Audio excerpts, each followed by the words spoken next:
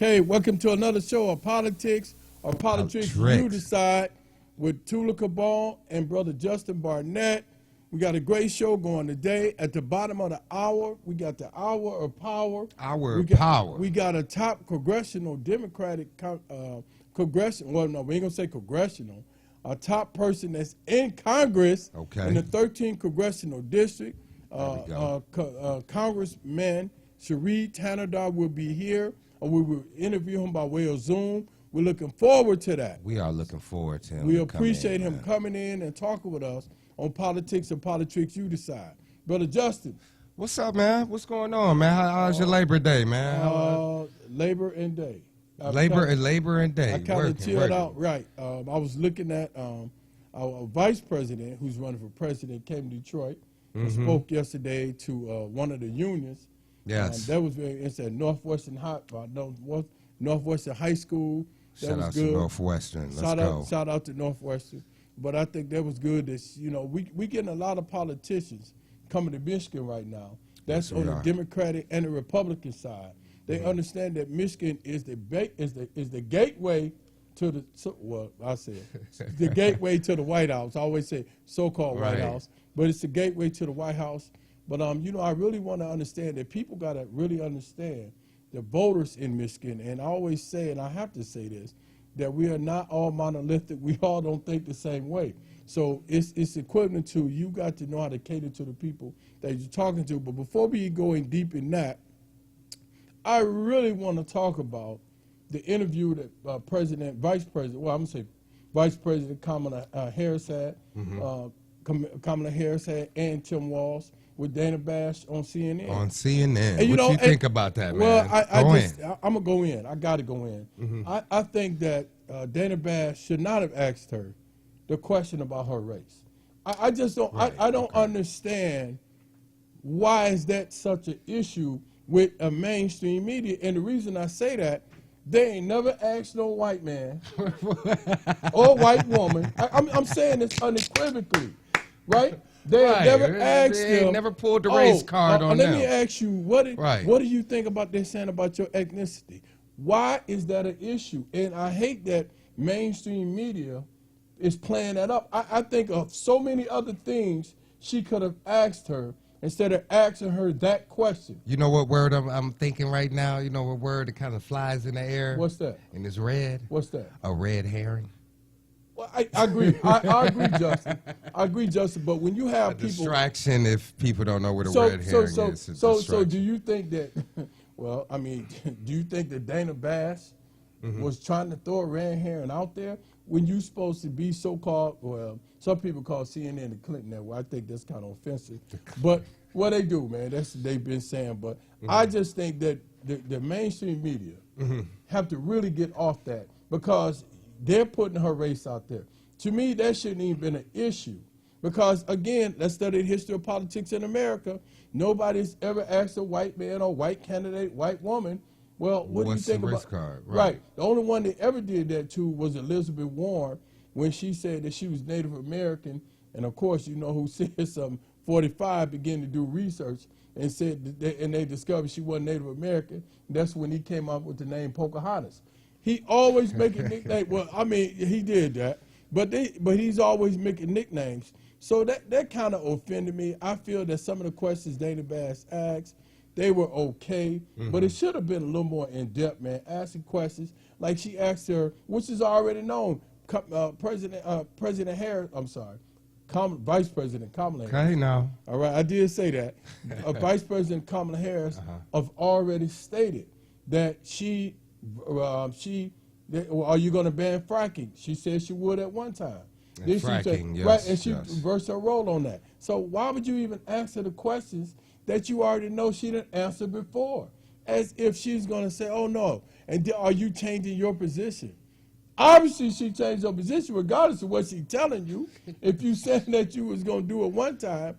But politics, that's why we named the show. Politics, you decide. Because politicians always changing their views. At one time, Donald Trump was so-called pro-choice. You know, did they ask him that? You know, so I just think, Justin, man, I just think that they're doing a disservice as far as her. They're not giving her the questions that people really want to know, or even giving her the opportunity at the skill level that she has as a person that's running for president, with questions that make sense. And it's TV at the same time. You know, they make it a little controversial. I mean, they did that with Donald Trump at the last interview, with the introduction with Donald Trump. At the black journalist. But let's look at this. Dana Bass interviewed J.D. Vance. They showed her interview with J.D. Vance, which is the vice president running on the Trump ticket, right? She was real hard on J.D. Vance, like went at him. So the question was, why didn't she pose the same sternness when dealing with Vice President Kamala Harris? I mean, I think Vice President Kamala Harris can stand the water. So that kind of bothered me, man. And, you know, and then when I heard the race question, I just threw my hands in there. Yeah, it's just another distraction. Can you do the job? It's period. And to me, if you're black, white, or a little bit of Indian, and whatever. And to me, I just think that let's say the elephant in the room, because this is politics and politics where we keep it real. They don't want a black woman. Some people don't want a black woman in office. I can agree with that. I can agree with some people. Some people. Right now, and I'm not saying not everybody, but some people. Some people that's even on the liberal side do not want a black woman in office. Regardless of how people want to say that she don't claim her black. It don't matter. She's black. She's not African American, but she's black, meaning her skin color, right? So, and I think that America, honestly, I think when they really think about it, Justin, that really makes them cringe. And the closer they get to the election, the more it makes them cringe. And it could be, and I'm saying some white women may resent the fact that a black woman is going in power before a white woman become the first person elected as a president. Yeah, right? And you're going to get that. You're going to get people that's going like everything. You're going to get people that just don't like anything, and too. But when it comes down to certain areas in Michigan, and like we talk about the low income areas, poor people. He don't like that word, y'all. I say the word. I say poor is, Right. But go ahead, make your point. I hear what you're saying from the poor people, quote unquote, to the middle class. I like to say low income, middle income, high income. You got these different areas, and then you got people that's in their ways, and people that's open up for new things. Okay. I think at the end of the day, it's a prediction in politics and Poltricks. I think the next election, next time up, be on the lookout for another party. It might be called the America's Choice. I like that. I ain't even voting for Democrat or Republican. I'm going to vote for the America's Choice, so get ready for that. But as far as pulling out the race card and specifically talking for Kamala Harris, is this a distraction? Let's talk about the issues, what's going on in front. Because after the election, talking about if you're black or white ain't going to be the issue. Right. You know what I'm saying? What job are you going to do? Right. And you know what? And I think... Well, good point, too. But you know what, Joe Justin? Maybe they're afraid to talk about the issues. And the reason I say that, because Joe Biden and Kamala Harris, let's be real about this, have one of the best records as far as helping the American people under Joe Biden administration. They say he done the most of any president since Lyndon B. Johnson. He did have the lowest unemployment rate from African Americans than any president in the history of the United States. This is a fact. So maybe people are afraid to really deal with that type of challenge. He gave the most money to HBCUs, not Donald Trump. Facts. So maybe they are afraid if they start touting that record that there would be a problem, particularly seeing that he first appointed the first black vice president, appointed the first black woman to a Supreme Court. Okay, when you start asking questions like that, really you propping up the candidate more so than against a person like Donald Trump, who didn't. I think when it came to appointing black judges in the federal court, man, the percentage was so low. It was so low, it's pathetic. What was the percent? What was it, like 60? No. You know what? I even say this, good brother. I don't even. I seen some statistics. They say he didn't appoint any federal black judges to the federal court, And then I seen something that said, I think it was like 4% out of everybody. But the moral of the story is that he really didn't appoint nobody. You look at the Supreme Court justice that he's appointed. They was part of the Heritage Foundation. And for him to try to, well, the Heritage Foundation are the authors of Project 2025. Right, okay. They're the author of that. So, but they gave Donald Trump 3 judges. Each judge that ran was propped up and promoted by the Heritage Foundation. And what did they come in and do? They came in and stripped the woman's right to choose, which I've said this on the radio, and I'm gonna say this unequivocally. I personally myself don't support abortion, but I don't have a right to tell a woman what she can do with her body. And I was just going to ask you that, not to even cut you off. What do you think is, because you brought up a point about they're scared to talk about the issues. Absolutely. Give me like, and not to even put a number on it, but like 3 major issues. Like we got abortion, immigration. What else you think? Okay, abortion. That's okay. Immigration. Immigration. And I think they're really afraid to talk about the economy, man. The economy. The economy. And so let me, if I may, the reason I say the economy, we got to understand it after Joe Biden was elected president in November the 5th, 2020, right? 2021, he was elected. We was coming off COVID-19 restrictions. The economy, everything was closed. It basically shrunk. It's like everything was to a halt, and now he coming in and we getting stimulus checks, right? And then what happened? The Republican state said, "Oh, we don't want no more stimulus check." They stopped that. So he got to look what he inherited and where he's at now. And the Republicans don't want to acknowledge that. They just want to say, "Well, the inflation is high." Well, you got to look. Okay, so specifically, I know you're talking about the economy. Just for the callers and listeners, specifically where we're speaking of the economy, I believe like gas prices, absolutely, a loaf of bread, absolutely. So just let me a carton of eggs. And people don't understand, man. Listen, man, they don't understand, good brother, that when it comes to inflation, what happens is, and you know, that when minimum wage is raised, what do the companies do? They pass the prices on to the consumers. So what do? They raise the prices on the product. Well, they begin to raise the minimum wage, and then when they raise it, they pass we got to pay. Okay, so we're going to pay. Yeah. So that crazy. You see that extra dollar at the gas pump. You see the carton of eggs is like. Right, Justin, but you see what I'm saying? But that's what we have to understand. It ain't just, the president came in and he called a corporation and said, raise the prices. Right. It's more to it than that. It's the corporations that raise it because they don't want the cost of having to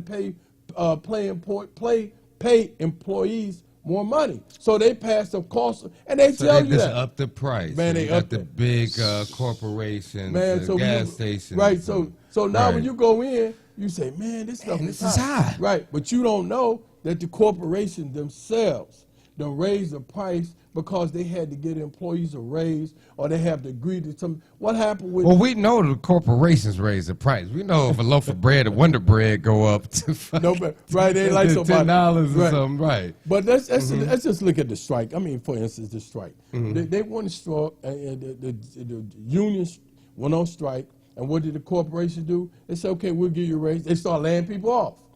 You know, so it's always a case. They're going to raise the people, but lay off people. They're going to lay off people to get their raise, to balance out what they're doing. And people have to understand that. Stop falling for the okie doke in the political arena and say, oh my God, since Joe Biden been in office, no, that's not how it went. So I think we should focus on some of the topics.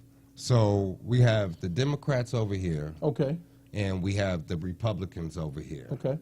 And we have a list over here what the Democrats can do, and we have a list over here what the Republicans do. Okay, so the Republicans. Okay. Well, let me address the immigration before we move on. Okay. Okay, so with the immigration status, the people was upset at Kamala Harris and Joe Biden about the immigration. I understand that. I overstand that because let's be honest, it does affect the African American community, which I've done shows on that, dealing with construction. But at the same time, the Democrats and the Republicans put an immigration bill together with one of the most conservative Republicans in the Senate, Donald Trump, and they know this is true, made a call and said, do not pass that bill. Okay, can you repeat that again? Okay, let me repeat this. The Democrats and the Republicans came up with an agreement. Together on an immigration bill. It was so restrictive that the progressives got mad at the bill. And within that bill, they had funding in there to continue to build the wall. People don't know that. Trump called up there this year, I think March or February, and told the Republicans, do not vote for that bill because he wanted the issue to be his issue. Let's pull that out on that next show. We'll get that receipt. Listen, I'll show the people that you didn't say the Republicans and the Democrats came together. Yes, absolutely. On this immigration bill. They did that. And they had funding to build the wall. To continue to build the wall. That was part of the funding. And they was going to slow down the immigration coming through. And that's what a lot of people don't understand. So whenever they try to criticize President Harris, Vice President Kamala Harris. Biden. Right, no, I'm talking about, and I'm saying her because they're focusing in on her because she's running for president. And what they try to say, she was the immigration czar, the Republicans, but she did do that. Let's not get historical amnesia and act like the bill wasn't great and the bill wasn't negotiated. And what the Republicans try to say is that, well, we didn't agree with the bill. Well, the guy who's a Republican was going back sharing with the colleagues, the Republican colleagues, every step of the bill. They agreed with it until Donald Trump made that call. Had they passed that bill, brother, it would have really eliminated the immigration issue off the table. What do you think your thoughts on Kamala Harris with immigration? I think that, are they tough on immigration So this is what I think. This is merely my opinion. And then I'm going to tell you why I asked you that question. Okay, no question. Well, go ahead. The reason I think that when she was the Attorney General in California, she may have been a little more liberal because that's what the politics in California play out as. I think that when she got in the White House as vice president, she had to understand more of a constituency, meaning more people, because when you go in as president, vice president, you represent the whole United States. You don't just represent a certain area like California. So I think that her attitude on it now is more restrictive. I think she's more stern. I think that she has more insight in how it affects everybody, not just one area. So I personally think that if you look at, because she already said, she said if they write that bill again, she's going to sign it and pass it. So I think she's a little stern on, I would say, on immigration now as opposed to how she was before. Look who we got here. Oh, hello. What's going on? Hey! So we have Mr. Sheree Tanadar on set now. On politics, you decide. I'm Tula Cabone. This is Brother Justin Barnett. We want to say thank you so much, Mr. Tanadar, for appearing on our show. We feel very blessed that you're here. We just want to ask you a few questions in hopes that the people can get more understanding of what your position is. And first, can you see us, Sheree? I can only see your logo that says WHPR TV. Oh, okay. Can you just tell me. Okay. That's cool. Is it? But I wanted to know how is the quality of my sound and the video. Oh, good. The video is picture perfect. It looks like can you see us a little bit? It's gonna. Now I can see you. Okay, let's clap it up. I didn't quite realize you guys are as handsome as you are. Oh, now you know that. Now, hold on. Now they get you brownie points. They do get you some points, but no, we appreciate that. We try to keep ourselves pretty much together. So thank you so much, Justin. No. So the sound is good. The video is good. So okay. So can you tell us a little bit about yourself, please, sir? Yes. Share with the audience or your constituents a little bit about yourself. Sure. So are we live by video or are we just audio? No, we live by. We're live. We're live and on demand right now. Live on live stream. Okay, all right, that sounds great. Okay. So I really appreciate you having me. And as you know, I am the Congress congressman from Michigan's 13th Congressional District. Yes, sir. It's an honor to represent the great city of Detroit, downriver communities, Grosse Pointe, Highland Park, Hamtramck. And so I'm just excited. I just served about 2 years in Congress, and I just got elected in my primary. Awesome. Okay, awesome. so go ahead. So let me ask you this: when you say you're from the great city of Detroit, how do people receive you when you say I'm representing the great city of Detroit? Are you like, I mean, do they see a sense of pride there? How do they feel about that? Well, absolutely. It's a city that's coming up. We have great arts. Music. Yes, sir. This is, Detroit has been named as one of the best places to live. So certainly I am very, very proud to represent. We have our share of problems. People are hurting. There are issues that need to be addressed. But at the same time, the city has come a long way, has dealt with ups and downs. Absolutely. And it is a resilient city. It's a city of people that are very warm and welcoming. And, it's been over 5 years that I'm living in Detroit now. And, I have lived in many different states. I've lived in many different cities. And I have never felt so warmly welcome as I felt in the city of Detroit. We appreciate it. So I got to ask you the power question. Is Detroit number one in the metropolitan cities? Yeah. Is Detroit, all of the United States, come on, I got to ask you that, Mr. Detroit versus everybody. Right, Detroit versus everybody. But yeah. In some respects, yes. In some respects, no. Okay. Like, for example, our public transportation system is horrible. Right. I met constituents just to go to work. One of my constituents, she has to take a bus, then change, get another bus, and then walk a mile to get to work. Oh, wow. So we don't have good public transportation system. I hear that from seniors all the time. Getting to their doctors, getting to their supermarkets is so difficult. So there is issues. We have issues with low-income housing. We don't have sufficient low-income housing. We have currently about 17,000 people in the city of Detroit that need low-income housing that aren't getting it. Yes, yes. So do you think that Congress should be more focused on that type of funding, Mr. Tannadar? Congressman Tannadar, do you feel that Congress needs to really focus on? Well, so let me say it this way: when Vice President Kamala Harris said that she wanted to focus on building houses, more so for poor people, up to 3 million houses, to help assist with low income, more so when she said that she wanted to stop investors for buying up the property in low income housing and overcharge for the property. Overcharge for rent. What is your thinking on that? I agree with Vice President Kamala Harris. There is, I would like the builders to build more low-income housing. Okay. The unit cost of the housing that is being built is currently very high.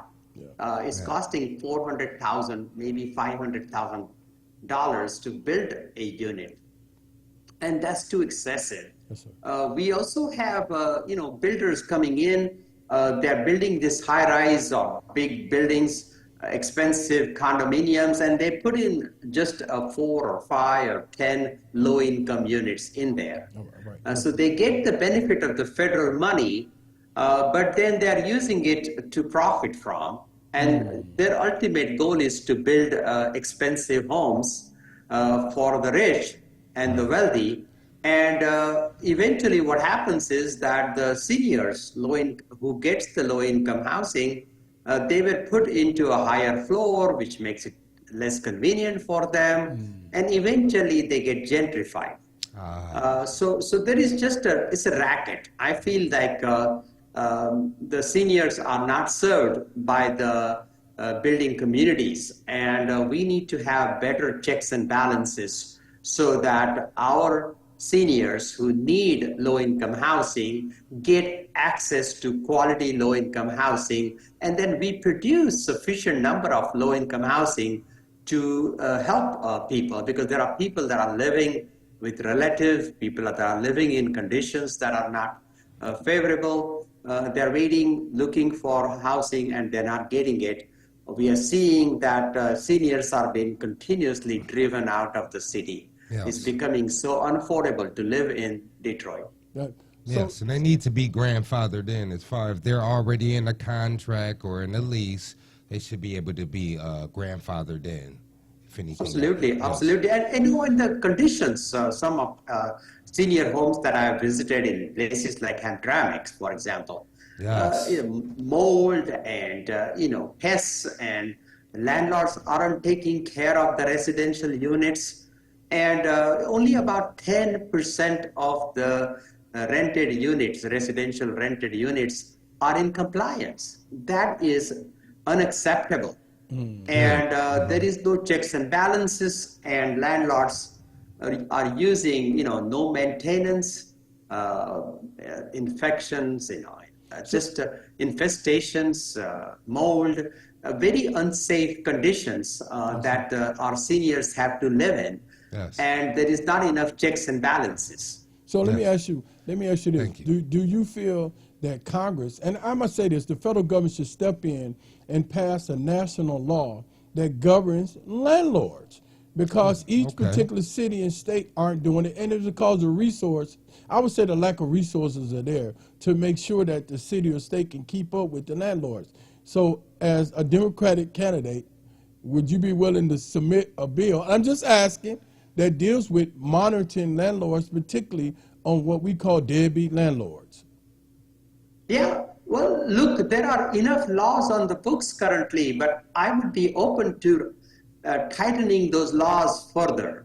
But the issue here is implementation of those laws. The laws are there, but the landlords get away with, and these laws are not enforced. There's not enough inspectors. There is not enough auditing. So if we can only just existing laws, we can implement that at the local level, we'll do a lot better. So should we be focused on more funding to give to the municipalities so they can give it to the auditors, the inspectors, to have more inspectors, as opposed to just skimming off the budget to get them a little bit to do a lot so they can better monitor what's going on? Absolutely. And some of these landlords, some of these builders have connection with the authorities, the elected officials, and there is basically corruption stops them from holding these people accountable. We need to hold these people accountable. Someone needs to be fighting for the people and dealing with the corruption and ensuring that people, landlords, builders aren't profiting from exploiting our seniors and our low-income residents. Awesome. And I also had a couple questions as far as, I know you brought up the issue as far as transportation and landlord. What other issues do we need to look at as well? Well, healthcare, if you remember, during the COVID times, Detroit, Detroit, my district is 26% of the people are at or below poverty. And during the COVID, we saw that COVID affected my community disproportionately because people don't have access to healthcare. Yes. And I am a proponent of universal healthcare. We are the only developed country. The United States, as rich a country as we are, 26 million people in America are without health care coverage. And we need to extend health care coverage as a fundamental human rights issue. Nice. To provide health care to every resident of our district. That's right. And of our country. So let me ask you, I want to go back to what was said before. I just got to ask this question because you said something that was true. Two questions I'm going to ask. You said something that was true. that the municipalities that we have are corrupt with the landlords. And this is why I'm stating that we need a federal system that watch over that particular those particular officials who are corrupt. Because if we have federal monitoring of those officials who are corrupt, maybe then people can file complaints, they can come in and be investigated and find out that particular politician, I say that Poltricks, is involved with corruption with the landlords. So that's why I was saying, do you think that we might need some federal laws to govern that? Then after you answer that, I got one more question. Yeah, but look, as a federal elected representative, I see my number one job responsibility is to bring federal dollars to my district. Yes, sir. So I brought in about $342 million for infrastructure. Yes. I brought money to replace lead lines. I brought money to repair roads, bridges, our sewer, aging sewer system. That's we have issues with flooding. So Right, I brought yes. money for flood relief, putting flood relief valves, water main valves. There is just so much that needs to be done. But when the federal dollars are hard to come by because, we are in the minority. I'm dealing with a Republican majority. They don't want to invest in America. They don't want to take care of the poor people. So the Republicans are trying to give big tax breaks to the rich, and we're fighting with them. When we bring these dollars to the district, I want to make sure that this money that we bring in as a federal congressperson, that gets efficiently utilized for the benefit of the people of this district. Mm-hmm. And often the people don't see that money. We see money brought into the district. There are big, huge press conferences, photo ops, yes. And then money doesn't really reach out to the ordinary person, and they don't have money for home repairs, they don't have money for flood relief, they don't have money, the roads are still bad, the sidewalks are crumbling. Yes. There are issues that the federal money needs to be. There needs to be a better accountability of the federal dollars that I bring to the district. Yes, so to the people. So if somebody have an issue, should they contact you if there's an issue that deals with federal funding that you just stated that's been sent to the community? A lot of people don't know that they can contact their local congressman or senator and they can ask questions about that. Would I be correct? Yeah. So you can reach me 24/7 through my website, tanadar.house.gov. And if you put in an information there, the issues that you have, my staff will respond within 24 to 48 hours. We will reach out to you and we will address that problem. So this year alone, we have helped 1,830 constituents. Wow. People come to us with all kinds of questions. They are banging their head against Social Security. They can't get their eligibility established, or they can get a IRS refund. This woman that was trying to get an IRS refund for 5 years, and they came to us. We took care of them. Nice. Another of my constituents, she needed bone marrow transplant, and the person, her brother, lived far away outside of the United States, and he could not travel here, and we helped that family so that we literally saved her life. By helping her brother come and be able to donate the bone marrow to her. So we are solving problems every day, whether it is veterans benefits, whether it is issues with IRS refunds, or somebody needs an emergency passport to travel abroad to visit a terminally ill patient or their relative. So people can reach out to my office, tanadar.house.gov. We help. We have caseworkers working every day, and they are very specially trained into helping needs of my constituents. Okay, that's perfect. And just to repeat that's tanadarhouse.gov. Is that correct? Tanadar.house.gov. Awesome. So, okay, what do you? So you mentioned something about senior citizens. And I can see the passion in your voice. Very about that. passionate. Yes. I am a person who mom was some stuff happened to her in the nursing home. She was there for rehab. I just felt like there wasn't enough protection for senior citizens, particularly on a state level. So do you feel that maybe we should be looking at more federal protections for senior citizens when we look at the abuse level of senior citizens in the United States as a whole? Like when you say to somebody, Mr. Tanner, Congressman Tanner, oh, I want to go to take my mom to a nursing home. First thing people do is start saying, no, don't do that. Right, yes. And it shouldn't be that way. That's true. So what I'm asking is, should we have some type of federal government that has one local focus on taking accountability for the most vulnerable of society outside of children, senior citizens? And my thing is, you have to go to them not just for their vote, but for their protection.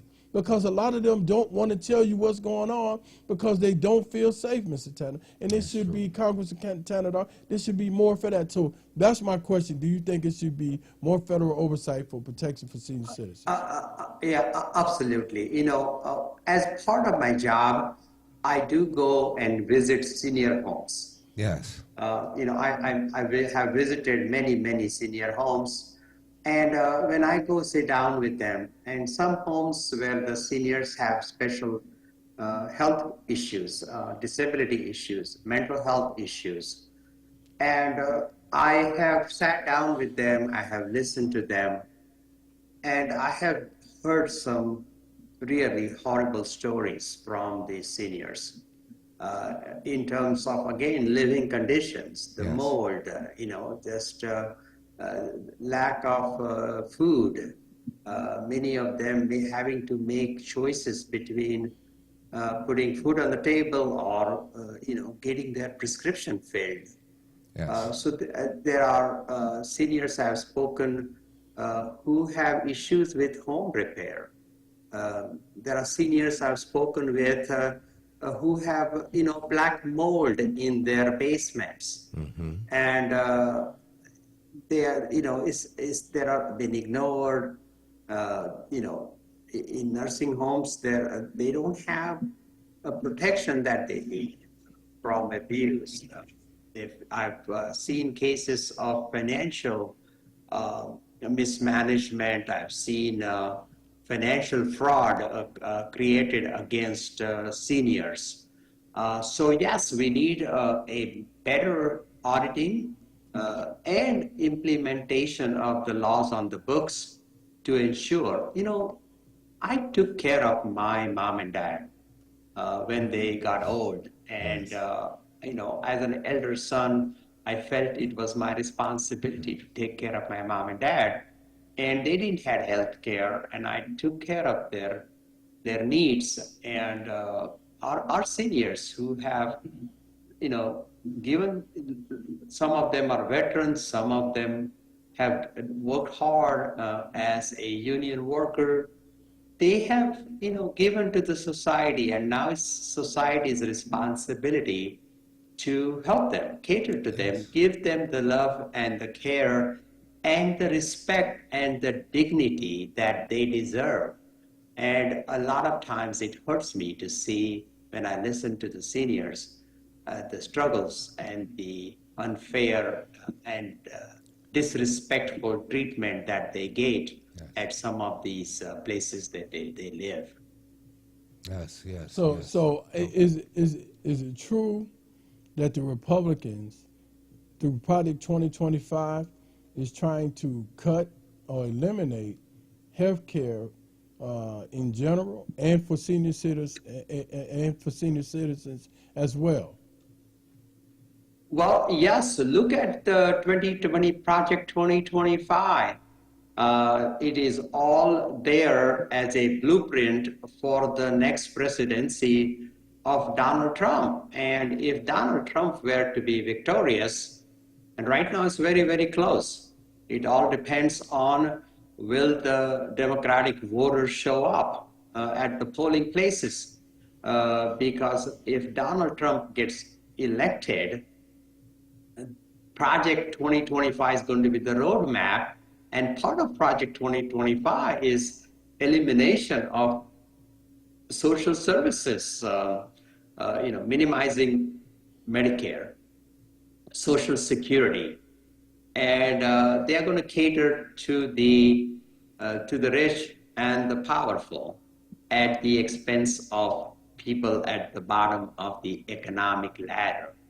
And we need to fight this because their intentions are clear. I believe it when they say they want to, eliminate a woman's right to choose. I believe them. That's what they want to do. I believe them when they say they want to cut down Social Security. I believe them when they say they want to raise the retirement age. This is exactly what they're going to do. And it's an issue not only about caring for our seniors, but taking care of the basic needs of the people, but closing the economic gap, the economic gap. Just 3 families have so much wealth equal to the bottom 50% of all Americans. And this is just totally unacceptable. Yes, it is. It definitely is. So to comment on what you said, you're absolutely correct, because if you study the history of Republicans, they've already tried to do all of it. They tried to cut Social Security. They tried to cut Medicaid. They tried to take away Obamacare. So let me ask you, why do you think a lot of people feel, and first let me say this, and you know this is true, Congressman Tannenbaum. The last three Supreme Court justices was recommended by the Heritage Foundation. The Heritage Foundation is inherently connected to Donald Trump. They referred those particular justices prior to them getting on the Supreme Court for Donald Trump to select them, correct? Yes. And so also, when you look at the Heritage Foundation, I think it was 38 people have put together Project 2025. 31 of them was out of the Trump administration, including Ben Carson. And what has been stated about Donald Trump, he don't like to read. He just want to get the power, let somebody else implement the process. Now, why do you think people don't believe that he's going to push Project 2025? Why are we so naive or don't believe that? This is politics and politics. You decide. So it is. And, I have spoken to people when I go around, talk to constituents. Many people don't know about Project 2025. Mm-hmm. And we Democrats have to do a better job of talking about it, educating people how horrible that whole game plan is. See, the Donald Trump's 2.0 presidency is going to be much worse than 1.0. 2.0. 2.0 is going to really destroy our democracy. Our democracy is very fragile. And we saw what happened on January 6th. We saw how Donald Trump encouraged, attack on our democracy, on our Congress. And we're going to just see more of that if Donald Trump becomes ever successful in winning this election. So a lot is riding on this November election. And we cannot just sit home and not vote. We need to exercise our right to vote. We need to go out and make sure that we show in large numbers, especially urban areas like Detroit. Yes. People just need to make it a point. This is your responsibility. You have no right to complain if you don't go out and vote. Mm-hmm. You absolutely have no right to complain. Right. So I would like people to, young people, old people, working people, retired people, we need to just make it a priority to go vote, because a lot is riding, democracy is riding on this election.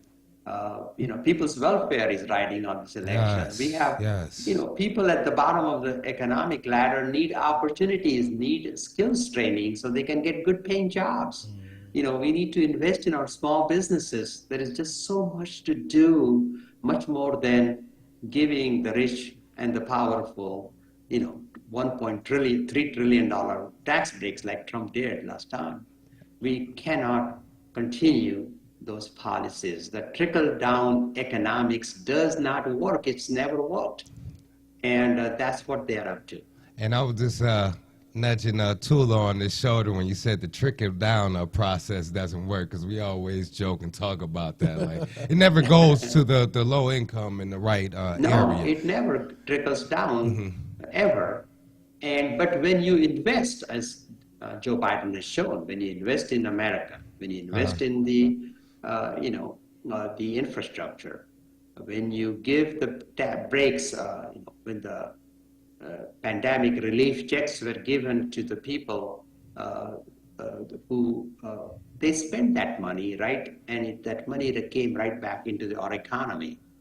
But Donald Trump wants to give money to the rich. That money is not going to come back into our economy. That money is going to go to buy the yachts and the mansions, and the expensive cars for the rich and the powerful. But when you give money to people at the bottom, they turn right back and use that money to buy food, buy gasoline, buy goods, essential goods, and that money comes right back and it helps grow our economy. Okay, and that's what Joe Biden has shown. Yes. I want to add this off, not to cut you up, but I want to add this on to there. Besides coming on this show, what is some other ways that we can get the rest of the people, and particularly low-income areas, to come out and vote? Any other suggestions before? Well, what we are doing is we are door knocking. We are visiting. Social media is good. Digital, electronic ways to reach out to people is great, but not everybody is on the internet. Not everybody is on a smartphone. We need to just make it easier. We need to provide transportation. Many people don't have the transportation. We have made it so much easier to vote by absentee mail. So people need to request their mail-in ballots and ballots and vote at the comfort of your home. Yes. There is no excuse not to vote. We are going to be opening the in-person voting 9 days before the election day. So it's no excuse you're working on an election day or it's raining on the election day. You go to exercise your right to vote. Yes. Because a lot is riding on this election.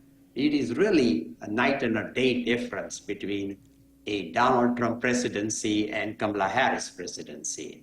Yes. And people need to make that choice. If we don't, then we have no one to blame but to ourselves, because we did not exercise our right to vote. And we're going to push everything that we can to get the voters, especially in these areas. We talk about Highland Park, we talk about Grosse Pointe, Hamtramck.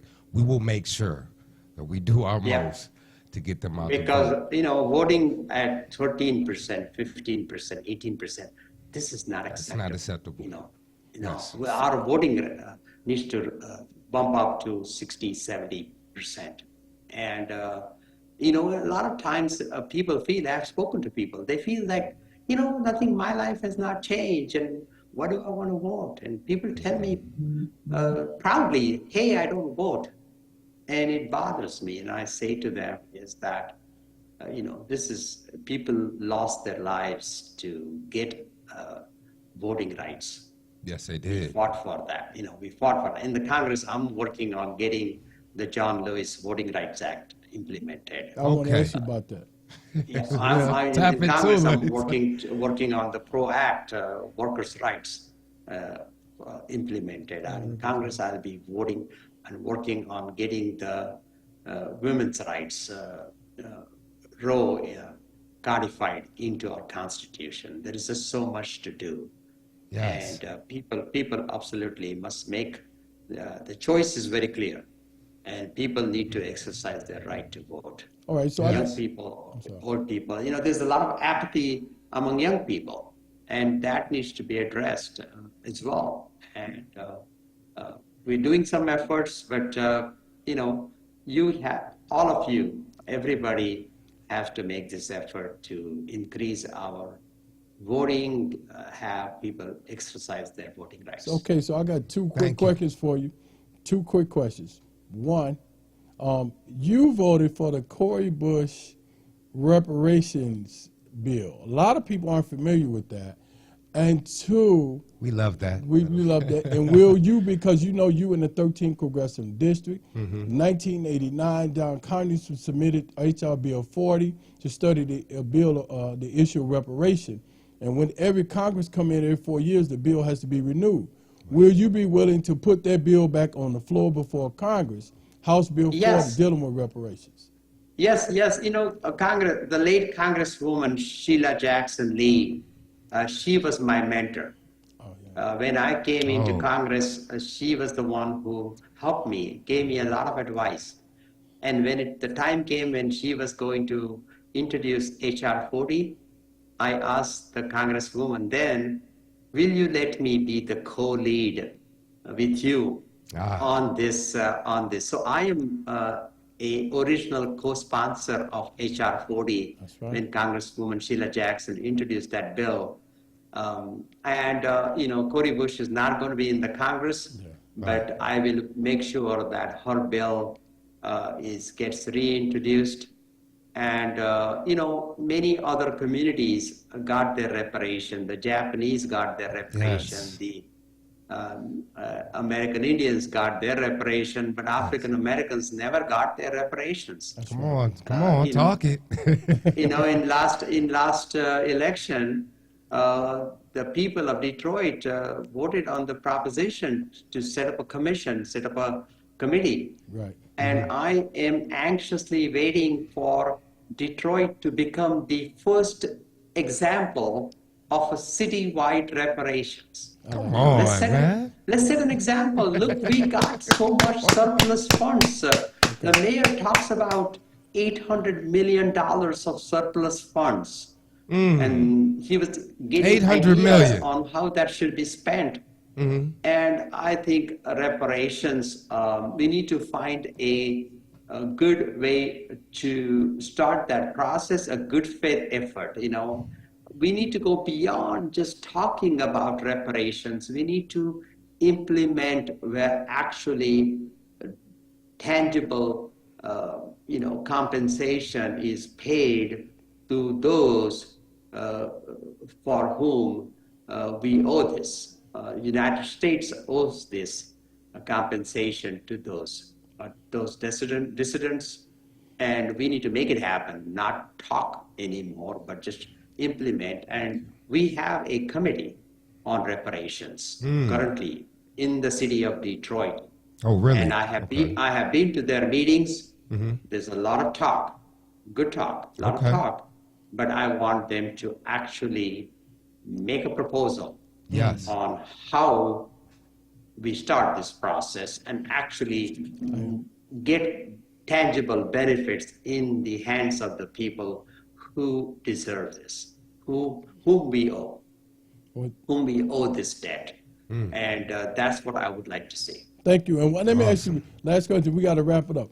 All right, we would like more politicians, particularly, to advertise on WHPR. This is the oldest African-American, one of the oldest African-American radio stations in the city of Detroit, particularly Highland Park. We would like your voice to be heard. A lot of people that's in the low income, they listen to the show, but there's no advertisement here. So we're asking you if you will commit to sharing your story, like what you're talking about here, through a commercial on this radio station, which I think is important. All right, so we don't have any budget for 2024. Okay. But next cycle, we will come back to your radio station, send us the information. Again, send it to tanidar.house.gov. Okay. Same place. And send us some information, and we'll certainly consider that. Okay, Mr. But you do a lot of good public service by reaching out to people, educating people. Well, appreciate Continue to do that. I applaud all the good work that you all do. And we applaud you. Listen, we so applaud we're going to give you another applause right now. Mr. Turner, thank you so much. We look forward to having you on here again. Yes, we do. Thank you for sharing with the people, because a lot of people weren't familiar with what you really have done. And sometimes commercials are simply sound bites. They don't give a rich history of what you share with us concerning the 300-something million you brought to the city of Detroit and how it's not reaching the people. So thank you so much for being on this show. We're honored, and we look forward to having you on here again. And continue to fight the good fight. Please, we cannot let 45 get to White House. That's all I'm going to say. Thank you very much. Have a great day. Thank you for all you do. Yes, Thank sir. you. Good Have a luck. great day. Thank Thank you you so much.